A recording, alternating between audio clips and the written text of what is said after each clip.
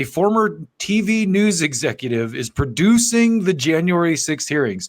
The congressional hearings on the January 6th insurrection are being staged for TV consumption.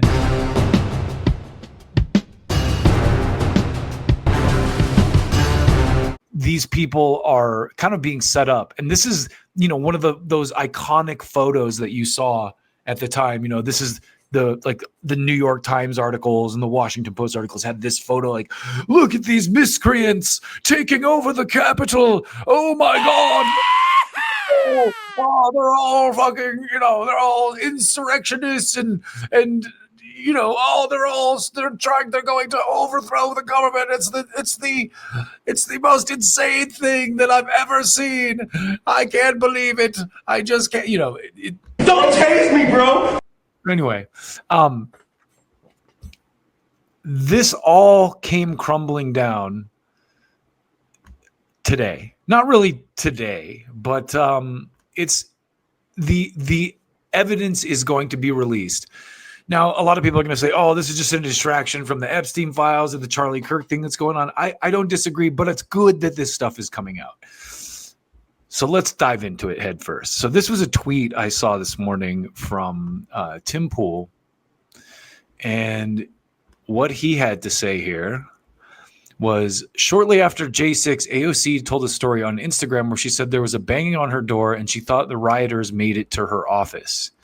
Now, if you remember, that story was widely debunked because I believe it was Capitol Police.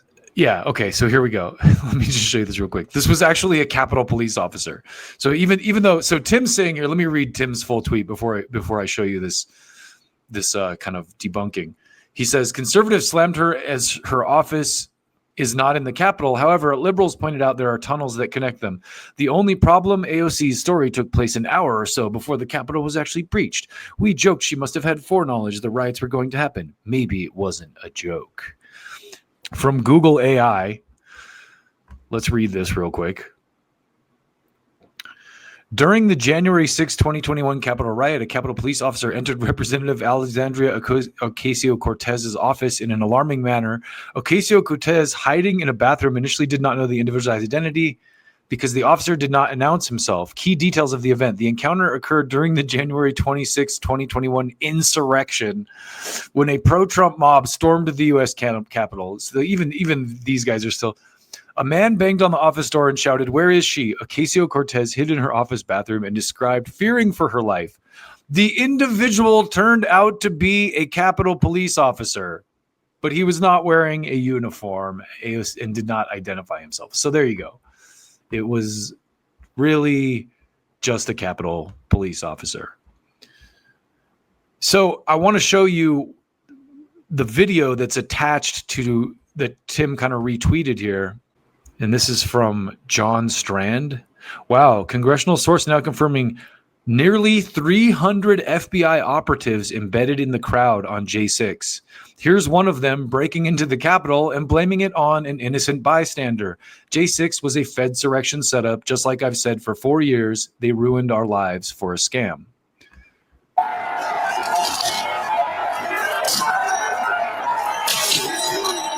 Let's fix this. Do not go in there.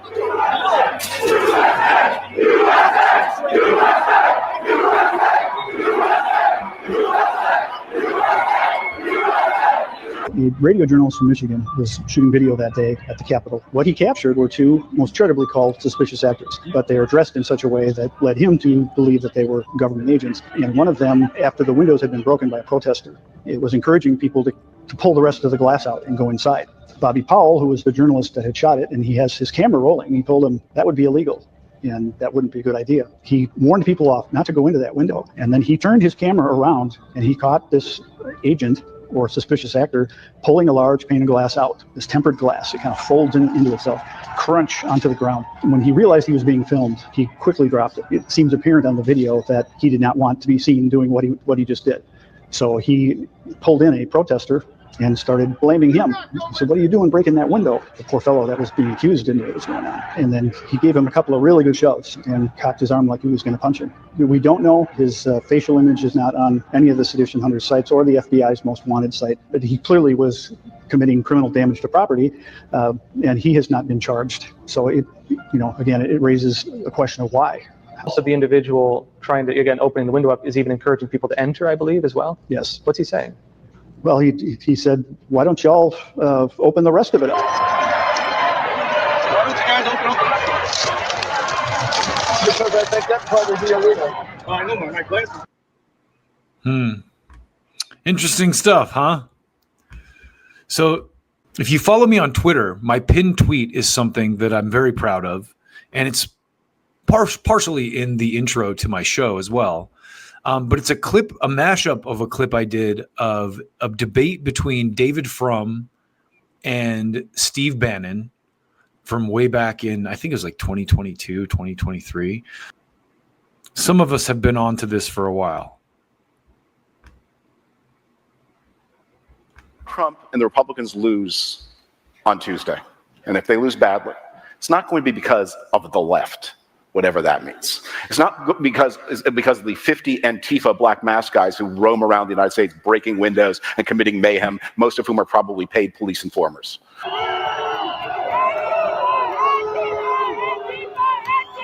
So watch this.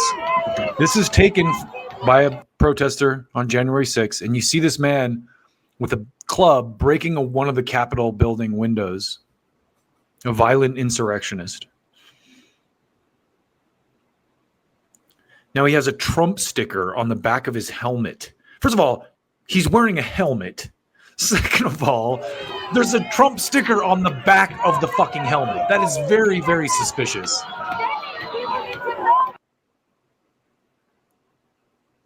So then you see a guy in a MAGA hat from the crowd go after this guy, basically say, "Hey, what are you doing? You can't break the windows. You're gonna." This guy grabs the dude breaking the window and stops him. So it's MAGA attacking police officers, basically, which is what they want you to believe happened on January 6th. So, again, from the beginning of this, I have known it was a hoax. And then you have the reality that the hearings that they did following this event were completely manufactured dramatic television. And if you don't believe me, here is a headline from NPR about that.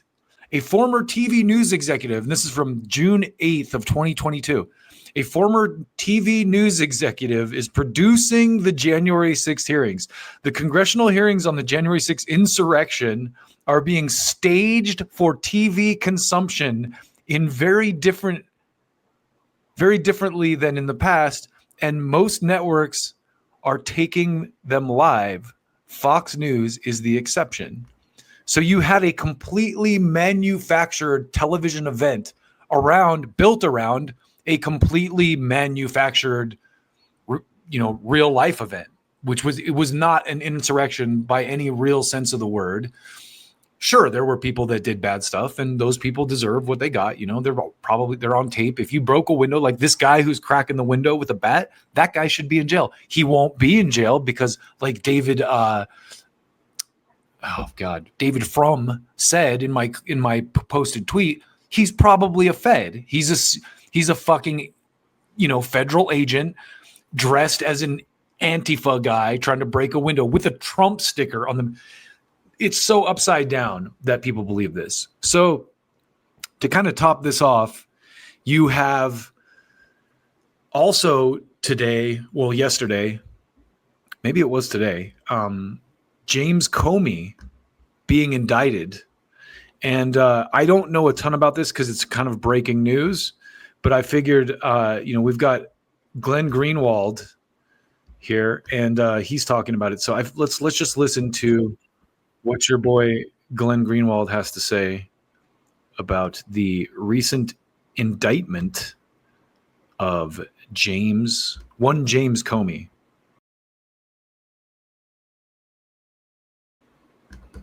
Minutes ago, news broke that former FBI Director James Comey is now under federal indictment. A grand jury has returned an indictment on 2 of the 3 felony charges sought by the Trump Justice Department. One count of it is providing false statements either to Congress or to FBI investigators. The other is obstructing justice. And all of it has to do with allegedly false claims and deceitful information that Comey provided when the 2016 Russiagate investigation that took place during the 2016 campaign while he was FBI director that he oversaw, when investigations were taking place into how that investigation emerged, whether or not there were politicized corruption or other types of deceit and fraud, that he provided false information that misled investigators, misled Congress, and therefore obstructed justice, all of which are felonies.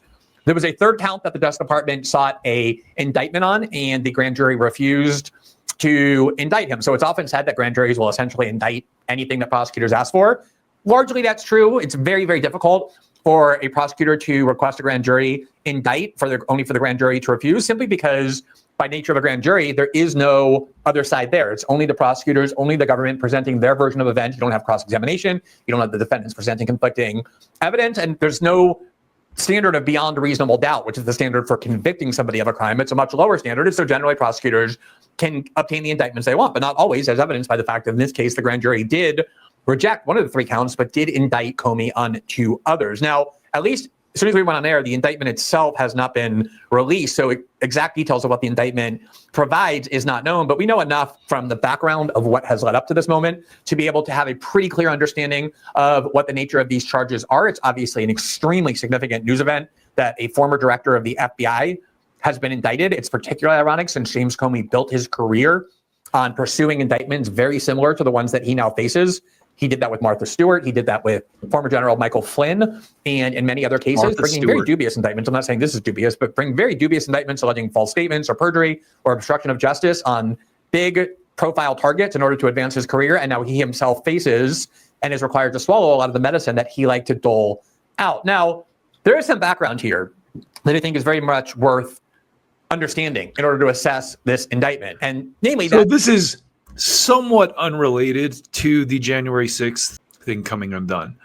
However, I kind of lump these 2 stories together because it just shows how corrupt the FBI is and how these types of operate. If you remember, the Gretchen Whitmer thing is another great example of this, where they took a guy who was probably like borderline mentally ill and peppered all these feds, and basically I don't remember how many people were involved in the kidnapping plot with Gretchen Whitmer, but I think it was something like 13 or 14, and like all but like 2 or 3 of them were federal agents.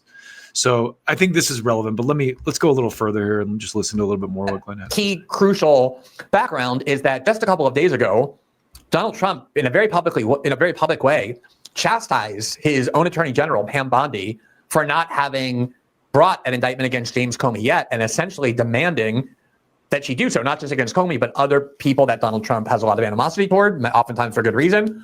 But this was a case where a president of the United States was not in secret interfering in the independence of the Justice Department, but very publicly demanding that his attorney general bring indictments against people he wants to see indicted. Now, it doesn't mean the indictments are invalid at all.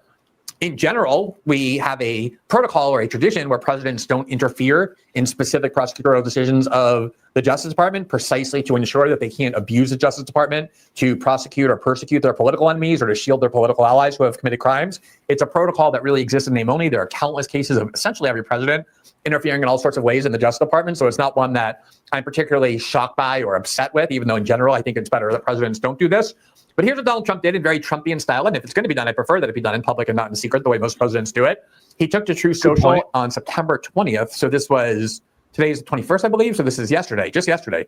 And he posted this, quote, Pam, meaning Pam Bondi, and there was a lot of questions as well, I have to say, about whether Trump thought he was sending her a personal email or whether he was deliberately. So I apologize. I think at the beginning of this, I said this is from yesterday. I think it was from oh no. Okay. Yeah, it was 3 hours ago. So was it from a day or two, a couple days ago? On Truth Social, because he directed it right to her. Though with Trump, he's not somebody who is easily predictable in terms of how he communicates. So it's very possible he did intend this to be public. And he wrote the following. Sorry, this was Saturday. So today's the 25th. 25th. So actually it was 5 days ago. He said this, quote, Pam, I have received over 30 statement imposed saying that essentially, quote, same old story as last time, all talk, no action, nothing is being done. What about Comey, Adam Shifty Schiff, Letitia James? They're all guilty as hell, but nothing is going to be done. He was quoting people he was purportedly hearing from, presumably supporters who were angry, saying you keep talking a big game, but nothing's being done. These people aren't being indicted. And then Trump says in his own words, then we almost put in a Democrat-supported U.S. attorney in Virginia with a really bad Republican past, a woke rhino who was never going to do his job. We don't need to go much further than that. But the reality is, as much as it sucks and as much as it's politics, bad, basically political kind of retribution, I think it's warranted. And it sucks that the Democrats opened the door like this because of the stuff that they did to Trump. But I don't feel any bit of, regret or animosity about people like James Comey and John Bolton being indicted for lying, because they obviously tried to do the same thing to their political rivals. And basically, I think, I don't think it's out of line in the sense that, hey, if they didn't do anything illegal, they're about to go to court. He's just indicted, just like Trump was. Trump eventually won in court. So if there's really nothing illegally being done, they'll be fine. You know what I mean? They get to now face the same level of lawfare and scrutiny of their lives that Donald Trump faced, because he won, and he won politically. So before he won, they had the political power to do these things to him.